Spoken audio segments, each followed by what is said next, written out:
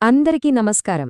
ఈరోజు మనం ఒక చాలా పురాతనమైన, ఇంకా చెప్పాలంటే ఎంతో శక్తివంతమైన ఒక పరిష్కారం గురించి మాట్లాడుకుందాం. అదే రుణ విమోచన అంగారక స్తోత్రం. అసలు ఈ స్తోత్రం అప్పుల ఊబిలో కూరుకుపోయిన వాళ్లకి ఒక ఆధ్యాత్మిక మార్గాన్ని ఎలా చూపిస్తుందో దాని గురించి వివరంగా విశ్లేషిద్దాం. ఆర్థిక ఇబ్బందులు, అబ్బా, అవి మనల్ని ఎంతలా కుంగదీస్తాయో కదా.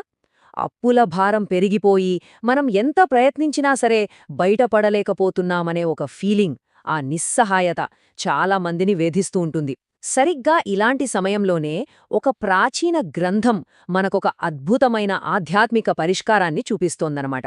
సో, ఆ పరిష్కారం ఏంటంటారా? అదే ఈ రుణ విమోచన అంగారక పూజ. ఈ ప్రత్యేకమైన పూజ, ఈ ఆచార పద్ధతి అప్పుల నుంచి మనకు ఎలా విముక్తి కలిగిస్తుందో ఈ విశ్లేషణలో మనం స్టెప్ బై స్టెప్ వివరంగా చూద్దాం. అయితే ఈ అద్భుతమైన పూజకు మూలమైన దైవం ఎవరు? ఆయనే అంగారకస్వామి. జ్యోతిష్యం తెలిసిన వాళ్లకు బాగా పరిచయమున్న పేరు. ఆయన్నే మనం కుజుడు అని, ఇంగ్లీష్లో అయితే ప్లానెట్ మార్స్ అని కూడా పిలుచుకుంటాం. ఇక్కడ చాలా ఆసక్తికరమైన విషయమేంటంటే, ఈ పూజలో అంగారకుడి పాత్రను చాలా స్పష్టంగా చెప్పారు. ఆయనని రెండు ముఖ్యమైన పేర్లతో పిలుస్తారు. ఒకటి రుణహర్త, అంటే అప్పుల్ని తీసేసేవాడు. రెండోది ధనప్రదాయ, అంటే సంపదనిచ్చేవాడు. చూసారా ఎంత శక్తివంతమైన పేర్లో. సరే, సిద్ధాంతమంతా బాగానే ఉంది. మరి ప్రాక్టికల్గా ఈ పూజ ఎలా చెయ్యాలి? ఇప్పుడు అసలు విషయానికొచ్చేద్దాం. ఈ శక్తివంతమైన పూజను ఎలా చెయ్యాలో ఆ మూలగ్రంథం చెప్పిన పద్ధతిని మనం స్టెప్ బై స్టెప్ చూద్దాం. ఈ పూజా విధానంలో మొత్తం 6 ముఖ్యమైన స్టెప్సున్నాయన్నమాట. ఫస్ట్, ఒక పీఠం మీద ఎర్రటి వస్త్రం పరిచి దానిమీద స్వామి విగ్రహాన్ని పెట్టాలి. ఆ తర్వాత నువ్వుల నూనెతో దీపారాధన చేయాలి. ఎర్ర గంధాన్ని సమర్పించి మంచిగా సాంబ్రాణి ధూపం వెలిగించాలి. ఇక్కడి వరకు బాగానే ఉంది. కానీ ఆ తర్వాత వచ్చే స్టెప్సున్నాయి చూశారు, అవి చాలా చాలా స్పెషల్. ఇప్పుడు చూడండి, ఈ పూజలోకెల్లా అత్యంత కీలకమైన సింబాలిక్ స్టెప్ ఇదే. ఎవరికి అప్పు ఉందో, ఎంత ఉందో ఆ వివరాలన్నీ కూడా బొగ్గు తీసుకొని నేలమీద రాయాలి.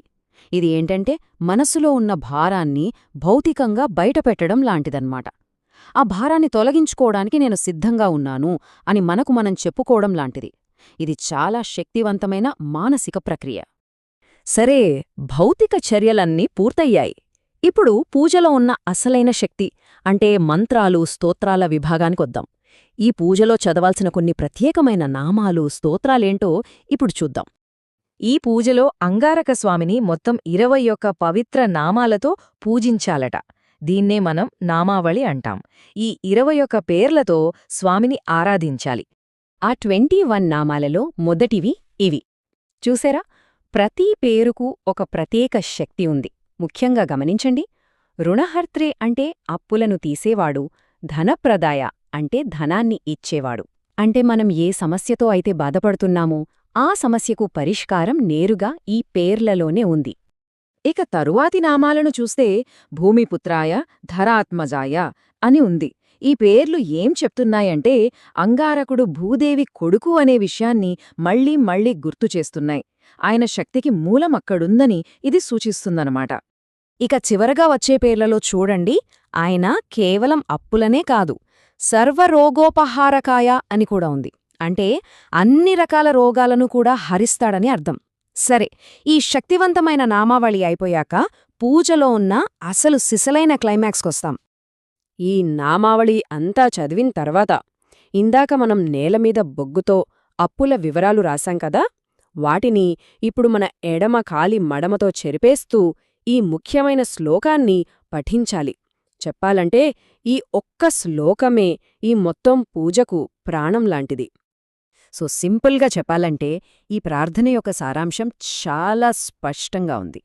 ఓ భూమాత పుత్రుడవైన అంగారకదేవా, భక్తులంటే నీకు చాలా ఇష్టం కదా, దయచేసి నాకున్న ఈ అప్పులన్నింటినీ వెంటనే తొందరగా తీర్చివేయి తండ్రి అని స్వామిని మనస్ఫూర్తిగా వేడుకోవడమన్నాట. ఓకే, పూజ ఎలా చెయ్యాలో మొత్తం స్టెప్ బై స్టెప్ చూశాం. కానీ అందరి మనసులో ఇప్పుడు ఒకే ఒక ప్రశ్న ఉంటుంది, నిజంగా దీనివల్ల ఫలితం వస్తుందా? మరి ఆ ఫలితం రావాలంటే మనం ఎంత నిబద్ధతతో ఉండాలి? దాని గురించి ఇప్పుడు చూద్దాం. ఇదేదో ఒక్కరోజు చేసి వదిలేసే పూజ కాదండోయ్. ఆ మూల గ్రంథం ఏం చెప్తోందంటే, మనకు కావలసిన ఫలితం రావాలంటే ఈ పూజను వరుసగా 40 రోజులపాటు చాలా నియమనిష్టలతో చెయ్యాలట. అంటే దీనికి చాలా క్రమశిక్షణ, నిబద్ధత అవసరం. మరి ఇంత కష్టపడి 40 రోజులు ఈ దీక్ష చేస్తే అసలు ఫలితమేంటి? ఆ గ్రంథం చాలా స్పష్టంగా చెప్తోంది.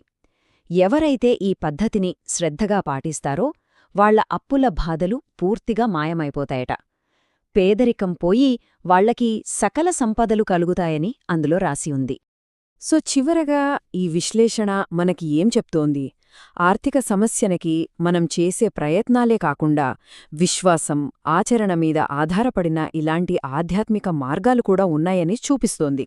అంటే మన భౌతిక ప్రయత్నానికి ఇలాంటి ఒక ఆధ్యాత్మిక బలాన్ని కూడా జోడిస్తే ఆర్థిక స్వేచ్ఛను సాధించడం సాధ్యమే అంటారా? ఇది ఆలోచించాల్సిన విషయమే కదా.